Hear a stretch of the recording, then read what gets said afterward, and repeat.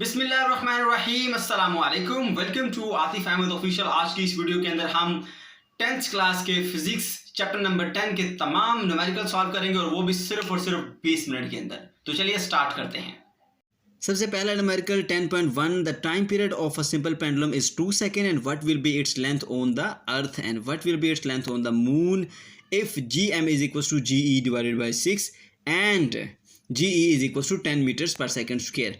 अब वो कह रहे हैं कि इस न्यूमेरिकल के अंदर आपको length of pendulum eight the surface of moon and eight the surface of अर्थ मालूम करनी है, जबकि वैल्यू ऑफ G भी बताई गई है और साथ साथ टाइम पीरियड भी आपको बता दिया गया है।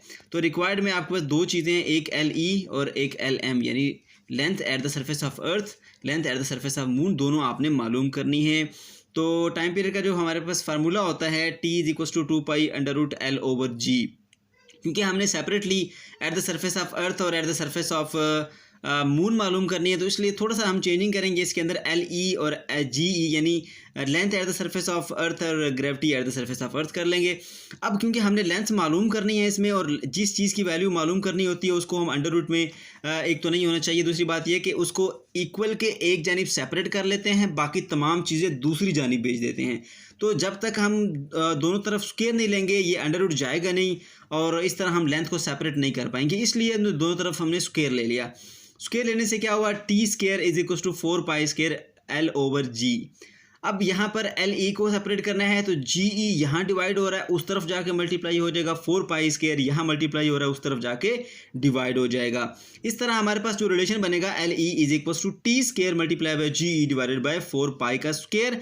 टाइम पीरियड 2 है हमारे पास, G की वैल्यू 10 है at the surface of earth और पाई बराबर होता है 3.14 के।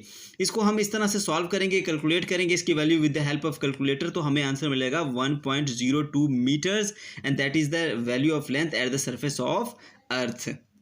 इसका जो सेकंड पार्ट है, अब हमने लेंथ मालूम करनी है पेंडुलम की eight the surface of moon.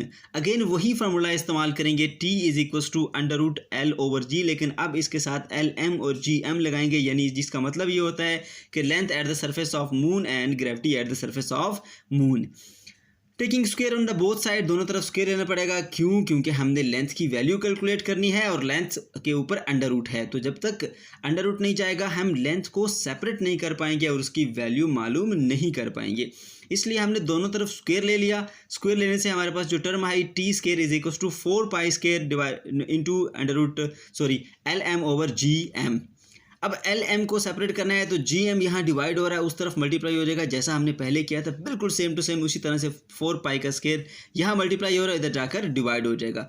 इस तरह हमारे पास जो रिलेशन आ जाएगा LM इज इक्वल टू वो आ जाएगा T square multiply by GM divided by 4π। यहाँ हम वैल्यूज पुट करेंगे, टाइम पीरियड 2 सेकेंड का है, वैल्यू ऑफ G 1.6 मीटर है at the surface of moon, क्योंकि हमें ये बताया गया था कि value of G at the surface of moon is GE divided by 6, तो GE 10 थी और उसको हमने डिवाइड कर दिया 6 से, तो हमें मिला 1.6। इसी तरह पाई की वैल्यू 3.14 है। अब इस सब को हम कैलकुलेटर की हेल्प से कैलकुलेट करेंगे तो हमें आंसर मिलेगा 0.14 metre and that is the length at the surface of moon. Second जो न्यूमेरिकल हमारे पास आता है 10.2, pendulum of length 0.99 meter is taken to the moon by an astronaut. The period of pendulum is 4.9 second. What will be the value of G at the surface of moon? तो यहाँ पे हमें जो चीज़ बताई जा रही है वो लेंथ बताई जा रही है वो 0.99 मीटर है और टाइम पीरियड पेंडुलम का बताया जा रहा है 4.9 सेकेंड। हमने क्या करना है, हमने ये बताना है वैल्यू ऑफ G क्या है at the surface of moon, तो हम टाइम पीरियड का वही फार्मूला यूज़ करेंगे जो हम पेंडुलम के लिए पहले न्यूमेरिकल में कर चुके हैं। T is equal to 2π√LM/GM। M represent कर रहा है कि length at the surface of moon और GM का मतलब होता है gravity at the surface of moon. अब यहाँ पर हमने दोनों तरफ स्क्वायर ले लेना है क्योंकि हमने G की वैल्यू कैलकुलेट करनी थी। अगेन G भी अंडर रूट में है, तो जिस चीज़ की वैल्यू कैलकुलेट करनी होती है वो इक्वल के एक तरफ होना चाहिए सेपरेट और बाकी सब चीज़ें दूसरी तरफ जानी चाहिए। तो सेपरेट हम उसी सूरत कर पाएंगे जब हमारे पास ये जो अंडर रूट है ये ख़त्म होगा। तो अंडर रूट ख़त्म करने के लिए दोनों तरफ हमने स्क्वायर ले लिया, इसलिए T square is equal to 4π square into LM/GM।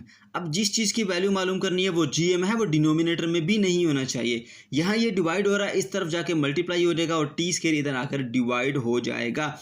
इस तरह हमारे पास रिलेशन बना GM is equal to 4 pi square into LM over T का स्क्वायर। ये वो रिलेशन है जिसके अंदर हम वैल्यूज़ को पुट करेंगे और हम आसानी से अपना आंसर जो है वो हासिल कर लेंगे।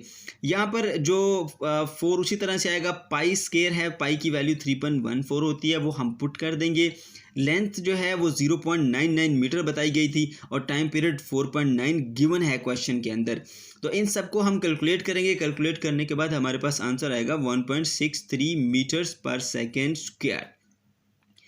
तीसरे न्यूमेरिकल में हमारे पास जो क्वेश्चन है वो है find the period of the simple pendulum of 1 metre length placed on the earth and on the moon. The value of G at the surface of moon is 1/6 of the value on the earth where GE is equals to 10 meters per second square।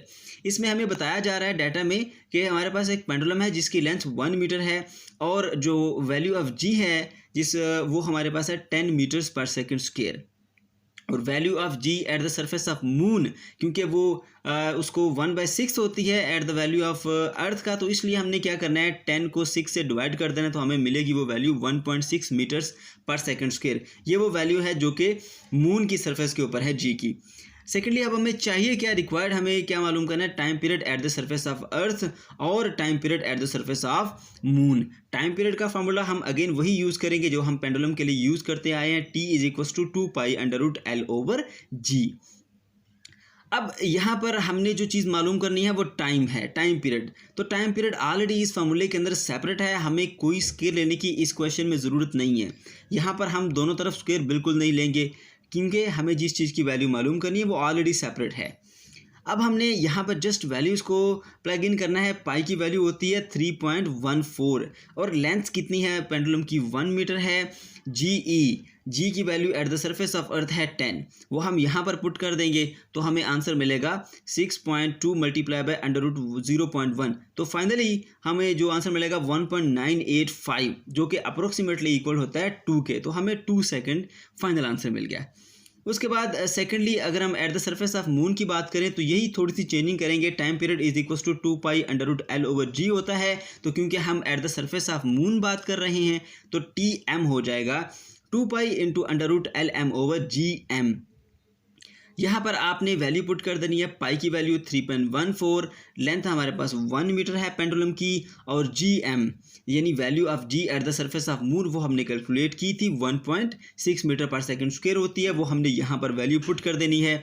अब 1 divided by 1.6 करेंगे तो आपको मिलेगा under root 0, यहाँ पर under root में 0.6172। इन दोनों को मल्टीप्लाई करने से जो हमें फाइनल वैल्यू मिलेगी 4.9 सेकेंड, और ये है time period at the surface of moon. Secondly जो नंबर 4 पे जो हमारे पास न्यूमेरिकल है 10.4, a simple pendulum completes 1 vibration in the 2 second, calculate its length and where G is equal to 10 metres पर सेकेंड स्क्वायर। देखिए यहाँ पर जो टाइम पीरियड है वो हमारे पास 2 सेकेंड है। कैसे पता चला, क्योंकि टाइम पीरियड वो टाइम होता है जो एक वाइब्रेशन को कंप्लीट करने के लिए रिक्वायर्ड होता है। तो जैसा कि क्वेश्चन में बताया गया है, सिंपल पेंडुलम कंप्लीट्स 1 वाइब्रेशन इन 2 सेकेंड, कि 2 सेकेंड्स के अंदर एक वाइब्रेशन कंप्लीट होती है। तो इसका मतलब हुआ कि इसका टाइम पीरियड जो है हमारे पास वो 2 सेकेंड है। वैल्यू ऑफ G हमें दी गई है 10 मीटर्स पर सेकेंड स्क्वायर, और उसके बाद हमें जो चीज़ मालूम करनी है लेंथ ऑफ द पेंडुलम। तो सिंपली इसका जो हम फार्मूला यूज़ करेंगे टाइम पीरियड के लिए, T is equal to 2 pi under root L over G। यहाँ पर हमने इसकी वैल्यूज़ पुट करनी है, लेकिन वैल्यूज़ पुट करने से पहले आपको ये बताएं कि आपने क्योंकि लेंथ मालूम करनी है, लेंथ है हमारे पास अंडर रूट में, तो अंडर रूट में इसको ख़त्म करने के लिए हम दोनों तरफ स्क्वायर ले लेंगे, इस तरफ भी स्क्वायर ले लेंगे, इस तरफ भी स्क्वायर ले लेंगे। दोनों तरफ स्क्वायर लेने से इस तरफ हो जाएगा T square is equal to 4 pi square L over G। यहाँ पर लेंथ की वैल्यू क्योंकि मालूम करनी है, G यहाँ डिवाइड हो रहा है तो उस तरफ G जाकर मल्टीप्लाई हो जाएगा। सिमिलरली 4 पाई स्क्वायर लेंथ के साथ मल्टीप्लाई हो रहा है तो ये इधर आकर डिवाइड हो जाएगा। हमारे पास जो लेंथ का रिलेशन बन जाएगा T square multiply by G divided by 4 pi का square is equal to L। यहाँ पर इस रिलेशन के अंदर हमने सिंपली वैल्यूज़ को प्लग इन करना है, हमें आंसर मिल जाएगा। टाइम पीरियड हमारे पास 2 सेकंड था तो 2 का स्क्वायर हो गया। G की value eight the surface of अर्थ होती है 10। इसी तरह 4 आ जाएगा हमारे पास नीचे, और पाई की वैल्यू 3.14। इसको कैलकुलेट करेंगे तो हमें आंसर मिलेगा 1.02 मीटर्स, ये हमारे पास लेंथ है। नेक्स्ट न्यूमेरिकल है 10.5। If the 10 waves pass through a point of medium in 20 seconds, what is the frequency and time period of the wave? If its wavelength is 6 centimeter, calculate its wave speed. तो यहाँ पर जो question से हमें data मिल रहा है, पहली बात उसने बताया कि 100 वेव्स हैं, तो नंबर ऑफ वेव्स आपके पास आ गई 100 और किसी पॉइंट से पास करती हैं इन 20 सेकंड, 20 सेकंड का उसको टाइम लगा। What is the frequency and time period of the wave? और उसके अलावा हमें वेवलेंथ बताई गई है 6 सेंटीमीटर। कैलकुलेट वेव स्पीड, तीन चीज़ें हमने यहाँ पर मालूम करनी है, फ्रीक्वेंसी मालूम करनी है, टाइम पीरियड मालूम करना है और वेव की स्पीड को कैलकुलेट करना है। तो सबसे पहले अगर हम बात करें फ्रीक्वेंसी की, तो फ्रीक्वेंसी का फार्मूला होता है F = 1/T। लेकिन अगर हम बाय डेफिनेशन इसकी बात करें तो फ्रीक्वेंसी का मतलब होता है number of vibrations and number of complete cycles पर सेकेंड। तो इसको हासिल करने के लिए हम क्या करेंगे, टोटल नंबर ऑफ वेव्स को टाइम इन सेकंड से डिवाइड कर देंगे। इसी तरह हमारे पास जो 100 टोटल नंबर ऑफ वेव्स हैं और 20 सेकंड का टाइम था, तो हमने इसको डिवाइड किया तो हमें फ्रीक्वेंसी मिली 5 हर्ट्ज। अब फ्रीक्वेंसी और टाइम पीरियड एक दूसरे के रेसिप्रोकल होते हैं। फ्रीक्वेंसी मालूम करने के बाद टाइम पीरियड बहुत आसानी से हम कैलकुलेट कर सकते हैं। T = 1/f होता है। अब क्योंकि फ्रीक्वेंसी पता लग गई है हमें, वो होती है 5 हर्ट्ज, तो 1 / 5 हर्ट्ज करेंगे, ये हमें मिलेगा 0.2 second, that is the time period. Velocity को कैलकुलेट करने के लिए हम वेव इक्वेशन यूज़ करेंगे V = f लैम्डा, क्योंकि फ्रीक्वेंसी भी हमें पता है और वेवलेंथ हमें क्वेश्चन के अंदर दी गई है। फ्रीक्वेंसी हमें पता कर ली है, यहाँ पर 5 हर्ट्ज है और जो वेवलेंथ है वो 0.06 मीटर्स, मीटर में हमने कन्वर्ट करके यहाँ पर पुट किया है। इन दोनों को मल्टीप्लाई करेंगे तो आपको मिलेगी वेलोसिटी V = 0.3 मीटर्स पर सेकेंड स्क्वायर। इसी तरह जो आपके पास नेक्स्ट 10.6 है, इसमें बताया जा रहा है कि a wooden bar vibrates into the water surface in a ripple tank has a frequency of 12 hertz. तो आपने नोट कर लेनी है frequency 12 hertz. The resulting waves have the wavelength of 3 centimetre. जो वेवलेंथ बताई गई है 3 सेंटीमीटर, लैम्डा = 3 सेंटीमीटर, इसको मीटर में कन्वर्ट करके लिखेंगे, 100 से डिवाइड करेंगे, 0.3 मीटर्स में आ जाएगी। The resulting waves has a wavelength of 3 centimeter. What is the speed of the wave? V हमें मालूम करनी है, तो सिंपली V = f लैम्डा का फार्मूला, बहुत आसान क्वेश्चन है ये, इसको हम यूज़ करेंगे। V = f lambda, frequency frequency हमारे पास 12 हर्ट्ज है और वेवलेंथ 0.03 मीटर्स है। इन दोनों को हम मल्टीप्लाई करेंगे तो हमें वेलोसिटी मिलेगी 0.36 मीटर्स पर सेकेंड। नेक्स्ट जो क्वेश्चन है 10.7, transverse waves produce a spring has a frequency of 190 hertz। तो सबसे पहले आपने फ्रीक्वेंसी नोट कर ली 190 हर्ट्ज डाटा में। And travel along the length of the spring 90 metre. कितनी लेंथ है स्प्रिंग की? लेंथ = 90 मीटर, ये भी आपने नोट कर लेनी है। इन द 5 सेकेंड, टाइम कितना लगा उसको? T = 0 second. अब हमसे क्या पूछा जा रहा है? तीन चीज़ें पूछी जा रही हैं। What is the period of the wave, what is the speed of the wave and what is the wavelength of the wave. तो इस तरह जो रिक्वायर्ड में हमारे पास तीन चीज़ें आ जाएगी, टाइम पीरियड और T = what and velocity and wavelength. इन तीनों को मालूम करने के लिए हम तीन फार्मूले यूज़ करेंगे। टाइम पीरियड के लिए T = 1/f का, वेलोसिटी या स्पीड मालूम करने के लिए V = d/t का, और तीसरा फार्मूला जो हम यूज़ करेंगे वो यूज़ करेंगे V = f लैम्डा का। चलिए सबसे पहले हम टाइम पीरियड कैलकुलेट करते हैं। टाइम पीरियड कैलकुलेट करने के लिए हम फार्मूला इस्तेमाल करेंगे T = 1/f। अब फ्रीक्वेंसी हमें बताई गई है 190 हर्ट्ज है, क्वेश्चन में गिवन है। हम यहाँ पर 190 पुट कर देंगे, 1/190, तो आंसर मिलेगा 0.005। तो ये हमारे पास सेकंड में टाइम आ गया है। तो इसको हमने जब राउंड ऑफ करके लिखना है तो राउंड ऑफ करके ये बनता है 0.01 सेकेंड। नेक्स्ट हमने इसकी स्पीड के लिए रिलेशन मालूम करना है। V = d/t, आपको पता है डिस्टेंस ओवर टाइम होता है, तो कितनी लेंथ थी उसकी? 90, तो वो एज अ डिस्टेंस हम यूज़ करेंगे, डिवाइडेड बाय टाइम 0.5 सेकेंड का लगा है। इन दोनों को हम डिवाइड करेंगे तो हमें आंसर मिलेगा 180 मीटर्स पर सेकेंड। तो ये थी वेलोसिटी। अब हम बात करते हैं वेवलेंथ थी, तो वेवलेंथ के लिए हमने वेव इक्वेशन को यूज़ किया, V = f लैम्डा। अब लैम्डा इसमें हमारे पास वेलोसिटी हमें पता चल गई है 180 मीटर्स पर सेकंड है। इसके अलावा फ्रीक्वेंसी का हमें ऑलरेडी क्वेश्चन में गिवन है 190 हर्ट्ज है, इसलिए हम क्या करेंगे v is equal to F lambda का फॉर्मूला इस्तेमाल करेंगे। इसमें v की वैल्यू 180 पुट की, f की वैल्यू 190 इंटू वेवलेंथ आ जाएगा। अब 190 वेवलेंथ से मल्टीप्लाई हो रहा है, इधर आकर नीचे डिवाइड हो जाएगा। 180 डिवाइडेड बाय 190 करेंगे तो ये आंसर आएगा 0.95 metres and that is the wavelength of wave. Water waves in the shallow dish are 6.0 centimeter long. At one point, the wavelength moves up and down at the rate of 4.8 oscillations per second. What is the speed of the waves and what is period of the waves? सबसे पहले data में हमें जो चीज़ बताई गई है, length of the wave कितनी है 6 सेंटीमीटर, जिसको हम मीटर में चेंज करेंगे 0.06 मीटर आ जाएगा।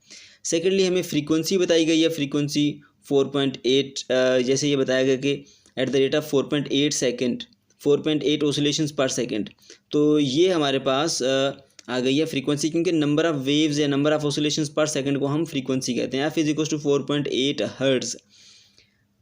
हमें मालूम क्या करना है यहाँ पर, speed of the wave v मालूम करनी है, पीरियड ऑफ द वेव हमें t मालूम करना है। तो फार्मूला इसके लिए क्या होगा, t is equal to 1/f and v is equal to d divided by t। चलिए वैल्यू पुट करते हैं इसके अंदर। सबसे पहले हम टाइम पीरियड की बात करते हैं। t is equal to 1/f होता है, क्योंकि फ्रीक्वेंसी हमें दी गई है 4.8 हर्ट्ज। हम इसको डिवाइड करेंगे तो हमें आंसर मिलेगा 0.21 second and that is time period. Secondly हमने speed of the wave calculate करनी है, तो v is equal to d divided by t। v की वैल्यू d की वैल्यू हमारे पास 0.06 है और टाइम है 0.21 का। हमने दोनों की वैल्यू को पुट किया, हमें आंसर मिला 0.29 मीटर्स पर सेकेंड और ये है velocity. 10.9 At one end of the ripple tank 80 cm across, 5 Hz vibrator produces the wave whose wavelength is 40 mm. Find the time that the waves need to cross the tank. तो इसमें जो हमें data मिलता है, सबसे पहले number पर length, कितनी लेंथ में वेव कितना डिस्टेंस कवर करती हैं, दैट इज़ 80 मीटर। और फ्रीक्वेंसी कितनी है वाइब्रेटर की, वो है 5 हर्ट्ज बताई गई है। और वेव की वेवलेंथ कितनी है, वो है 40 मिलीमीटर, जिसको हमने मीटर में चेंज करना है, वो आएगा हमारे पास 0.04 मीटर। अब हमें मालूम क्या करना है, वो है टाइम। वो टाइम जो हमें चाहिए, find the time that the wave need to cross the tank. इस टैंक को क्रॉस करने के लिए कितना टाइम लगेगा वेव्स को। फार्मूला हम क्या यूज़ करेंगे इसके अंदर, v is equal to F lambda और v is equal to d by T. सबसे पहले हम इसकी v is equal to F lambda यानी वेव इक्वेशन को यूज़ करेंगे। फ्रीक्वेंसी हमारे पास 5 हर्ट्ज है और वेवलेंथ 0.04 है। इस के ज़रिए हमने सबसे पहले इसकी वेलोसिटी निकालनी है कि कितनी इसकी स्पीड है। वो आ जाती है 0.2 मीटर्स पर सेकेंड। जब हमें स्पीड का पता चल जाएगा और ये पता चल जाएगा कि कितना डिस्टेंस इसने कवर किया, तो फिर हम आसानी से टाइम को कैलकुलेट कर सकते हैं। तो वेलोसिटी का फार्मूला होता है d बाई टी। अगर हम t को इस तरफ मल्टीप्लाई कर दें और v आगे नीचे डिवाइड हो जाए तो t is equal to d by v formula बन जाता है। इसमें डिस्टेंस कितना कवर किया, वो 0.8 मीटर है और वेलोसिटी की स्पीड से इसने डिस्टेंस कवर किया वो 0.02 है। तो इनको डिवाइड करेंगे तो आपको 4 सेकंड का आंसर मिल जाएगा। ये वो 4 सेकंड है जो कि रिक्वायर्ड हैं एक वेव को क्रॉस करने के लिए। Next question 10.10 What is the wavelength of a radio wave transmitted by the radio station at 90 megahertz? When 1 mega is equals to 10 raised to power 6 and the speed of the sound waves is 3 multiplied by 10 raised to power 8 meters per second. अब यहाँ पे frequency क्या दी गई है, 90 megahertz. Mega एक prefix है जिसको 10 raise to power 6 कहा जाता है।